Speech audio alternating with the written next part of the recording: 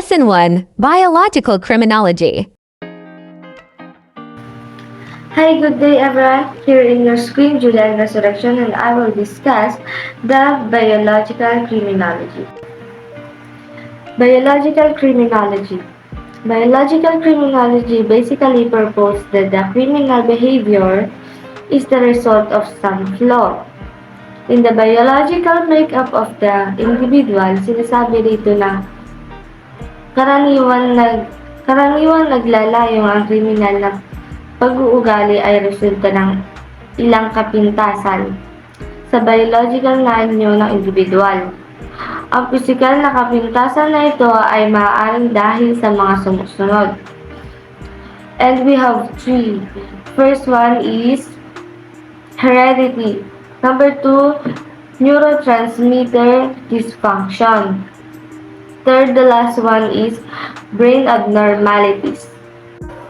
Ano-ano nga ba ang mga ito? Heredity, the first one. Heredity crime refers to the study of the relationship between genetic factors and criminal behavior. Sinasabi rito na ang krimen ay tumutukoy sa pag-aaral ng kaugnayan sa pagitan ng mga genetic na kriminal na pag-uugali. Second, neurotransmitter dysfunction. Neurological disorder can produce dramatic psychological and social problems. Personality changes, behavioral problems in patients. Mga problema na iyon sa pag-iisip, emosyonal, and dysfunction ay madalas na nag-uugnay sa karahasan o kriminal na pag-uugali. Third, the last one, brain abnormalities.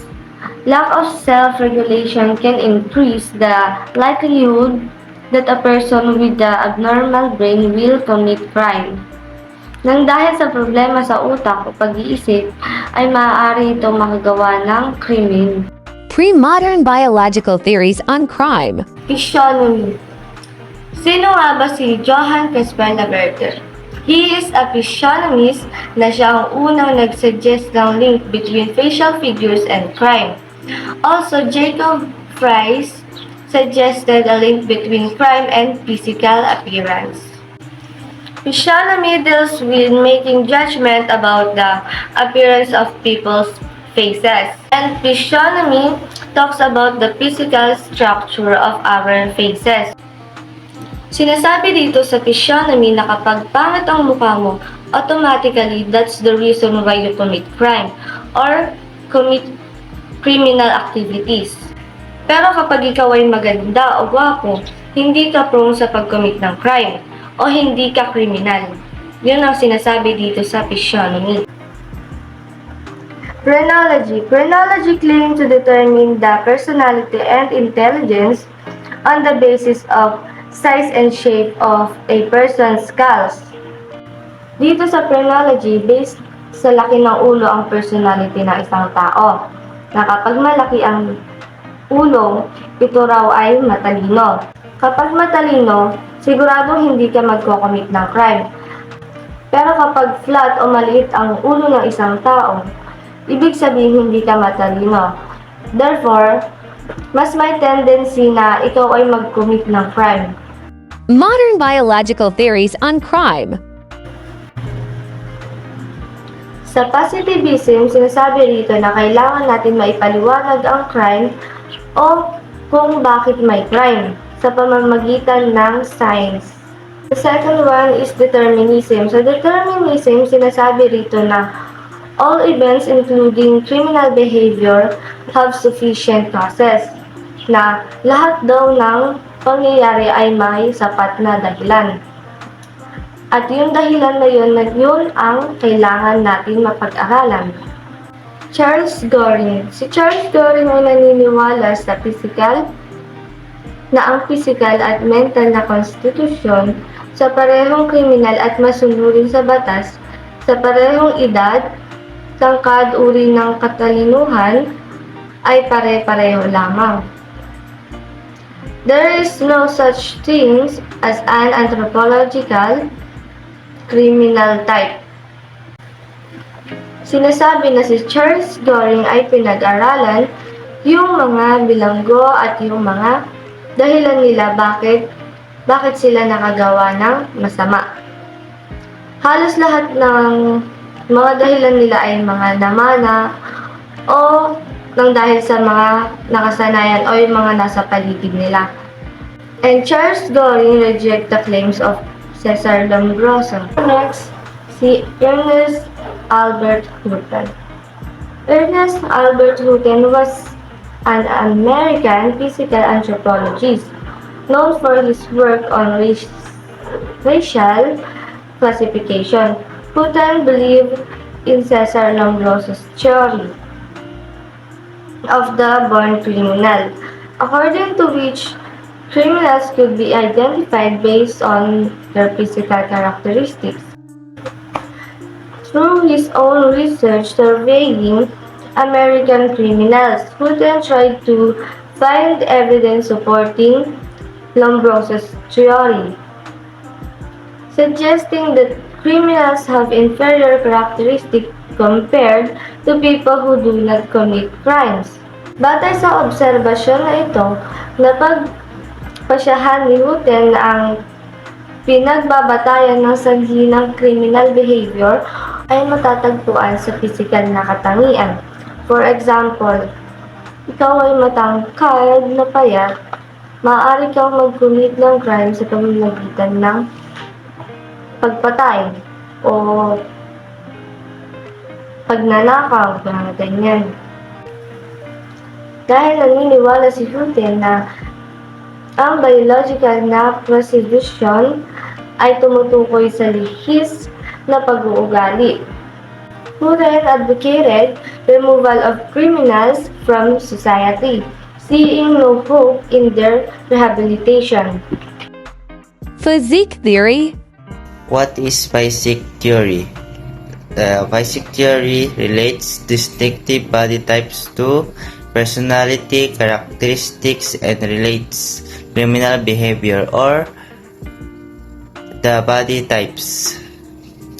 In other words, inuugnay ang mga natatanging uri ng katawan sa katangian ng personalidad at inuugnay ang kriminal sa pag-uugali sa mga uri ng katawan.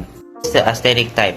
Aesthetic type ay body type of characterized by a trail, long-limbed, narrow, chested physique.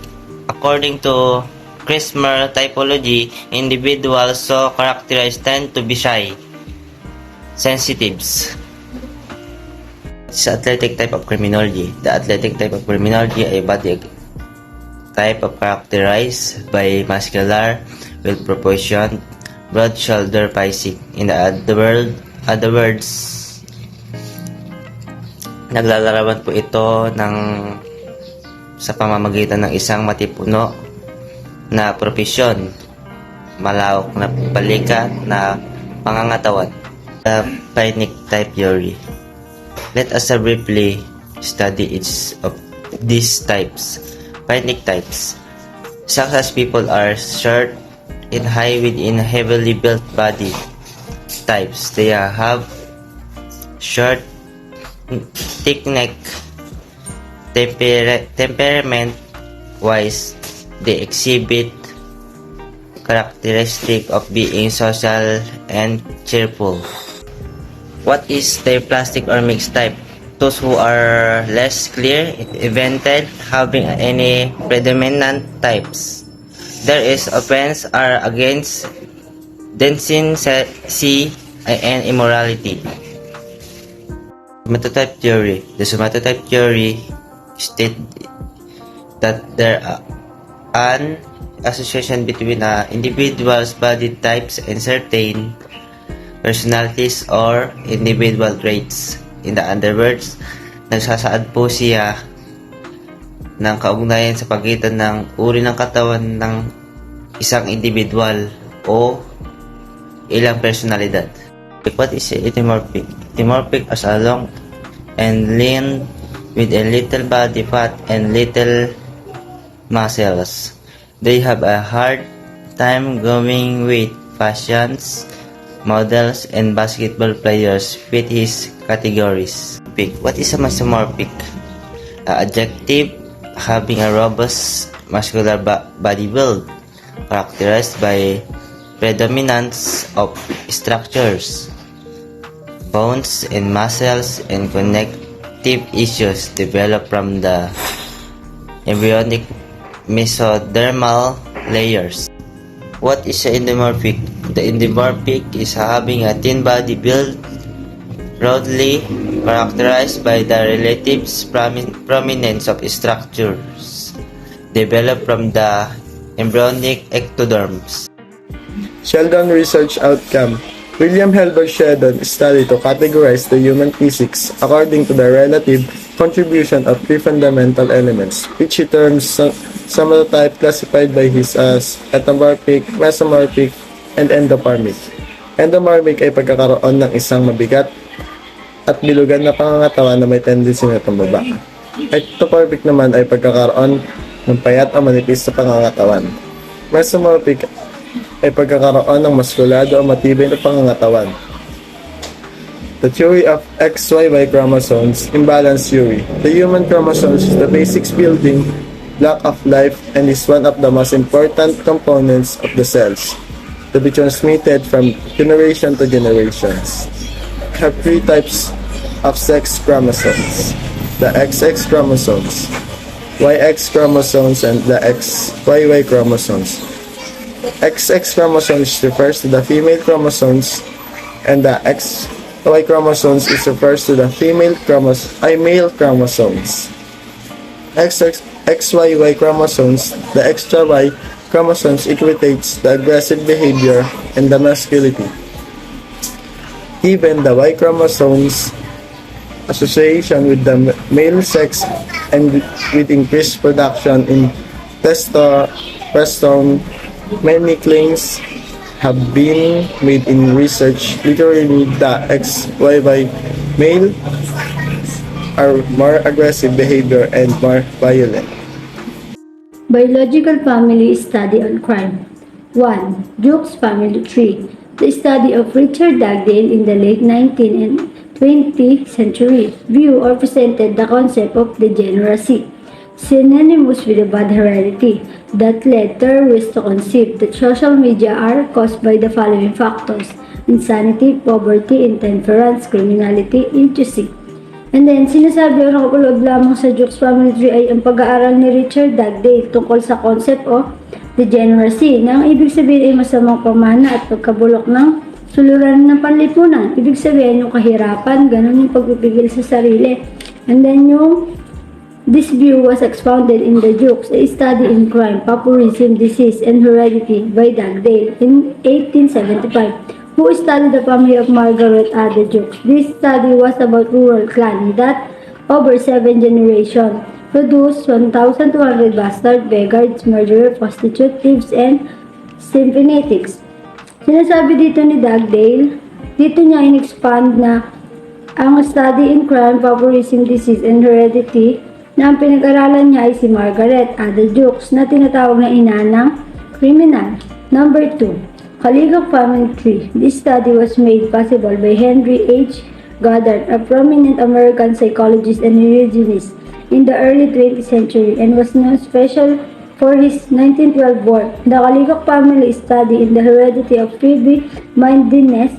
Goddard developed the pseudonym Kalikak by combining a Greek word meaning beauty, kalos, with one meaning bad, kakos, and he also introduced the terms moron. Goddard study traced back 6 generations of the family, 480 members of young, institutionalized women, and found an flying amount of defectiveness.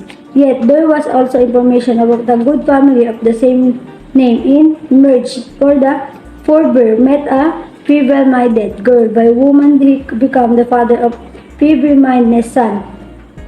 Married as a responsible girl of a good family by one who preceded children with a marked tendency toward professional career, who married into the best family.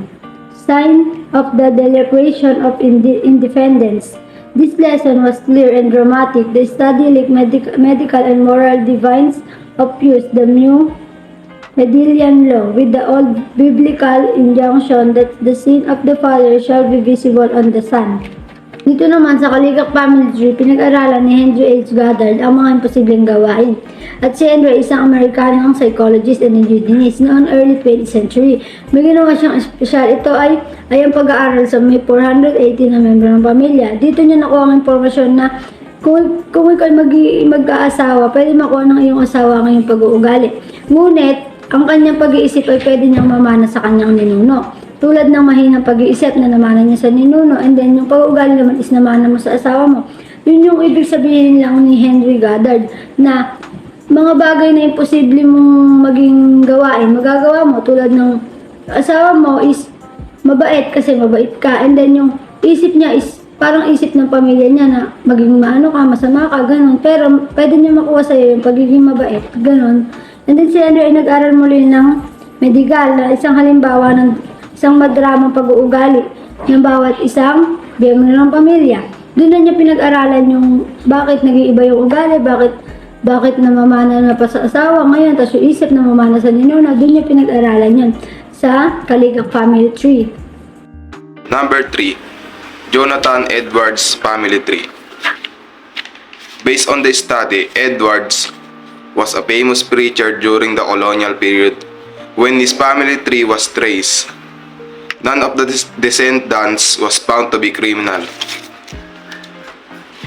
Batay sa pag-aaral, si Edward daw ay isang tanyag na mangangaral noong panahon ng kolonyal, kung saan kanyang natunton ang kanyang family tree. Wala daw sa mga inapo ang nakitang kriminal. The Edwards family tree research finding are as follows. A. Practically, no lawbreakers. B. More than 100 become lawyers and 30 become judge. C. There were 13 college presidents and 100 and more professors. D. 60 were physicians. E. 100 were clergymen, missionaries, and theological professors. F. 80 were elected to public office, including 3 mayors, 3 governors, several members of Congress, 3 senators, and 1 vice president. G. 60 have attained prominence in authorship or editorial life with 135 books of merit. H. 5 become an army or navy officers.